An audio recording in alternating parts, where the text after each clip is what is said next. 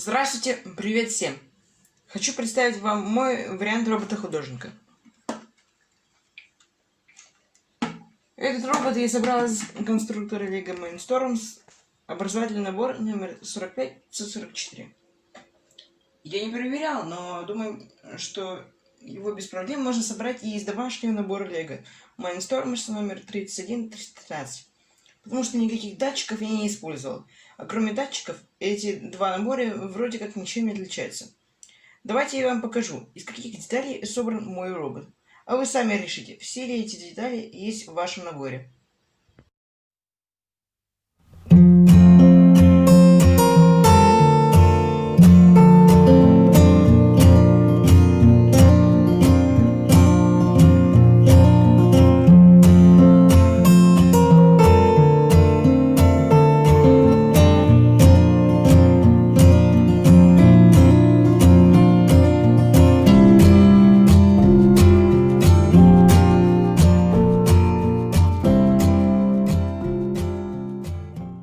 Но вначале я хочу объяснить, почему я решил сделать свой вариант такого робота, а не повторил какой-нибудь, то есть почему мне не устроили уже существующие варианты робота-художника. Ну, во-первых, все варианты, которые я нашел в интернете, при сборке они все имеют какие-то нестандартные детали, которые не входят в мой набор, и их надо либо изготавливать на 3D принтере, либо где-то заказывать. Во-вторых, во всех этих вариантах, без исключения, программа пишется на питоне. То есть, чтобы писать для них программы, надо быть довольно продвинутым в программировании на этом языке. Я пока этим похвастаться не могу, и поэтому хотел сделать робота, которого можно программировать в более простой, хорошо всем известной среде LEGO Education Mindstorms EV3, который можно бесплатно скачать с сайта LEGO. Я думаю, подавляющее число программирует LEGO именно в этой программе, и именно им адресован мой ролик. Но когда я начал программировать робота с нуля, то я столкнулся с тем, что надо разобраться со всей этой механикой, геометрией, и что надо вывести формулы пересчета координат таких роботов. Об этом я подробно расскажу в последующих роликах. Вообще, я хочу сделать несколько роликов по этой теме. Наверное, 4 или 5. В них я хочу рассказать, как собрать робот из набора, какая у него кинематическая схема, как его программировать, как перевести картинку, которую вы хотите нарисовать, список координат точек, и как ввести эти данные в LEGO робот. Но этот ролик просто знакомительный, просто посмотрите, что у меня получилось и как этот робот работает. Основная идея такой конструкции в том, что робот подвешивается на двух нитях.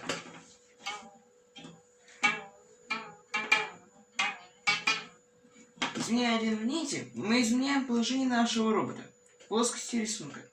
То есть в пределах нашего рисунка мы можем подвести робот к любой точке и тем самым нарисовать линию.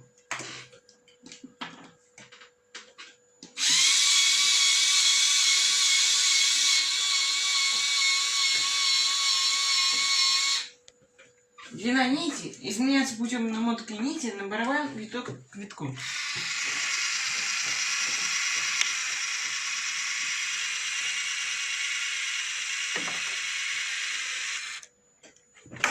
То есть, зная, какую длину нити мы намотали на барабан, можно вычислить длину нити от точки подвеса до пера. Фломастера в нашем случае. Вернее, наоборот. Перед нами стоит задача, зная необходимую длину нити подвеса, найти величину углов, на которые надо повернуть наш левый и правый моторы. Рисунок, как известно, состоит не из одной непрерывной линии. Таким образом, наш робот должен уметь отрывать перо фломастер от бумаги. То есть, нарисовал линию, поднял перо, бежал в другую точку с поднятым пером, опустил перо и начал рисовать новую линию. То есть, примерно как-то так.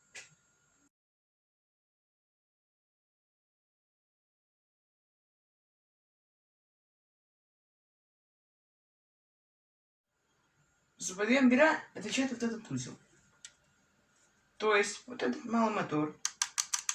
Это черная шестерня. Кривошип, который через вот эти крестовые направляющие поднимает, опускает эту каретку.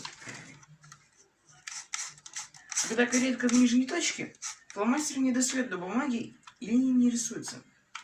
Когда колерка в верхней точке, то фломастер с помощью канцелярской резинки прижимается к бумаге и рисует линию. Ну и посмотрите этот робот в работе.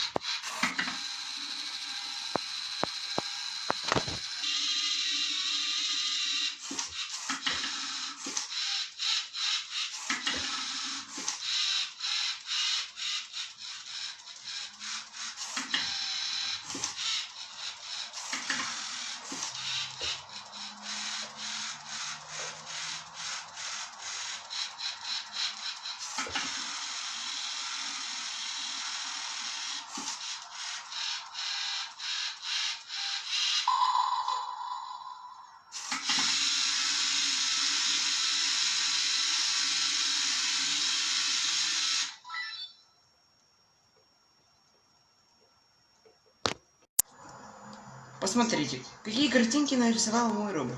Вот круги. Здесь я проверял, насколько точно рисует робот. Олененок Бэмби. Какая-то мультяшная девочка. Эту собачку вы уже видели. Как видите, этот робот может рисовать и портреты. Если вы хотите удивить своих друзей и близких такими портретами, скопированными с их фотографий, подписывайтесь на мой канал, в будущем я расскажу, как я это сделал. Ну это все на этот раз. Ставьте лайки, до следующих встреч.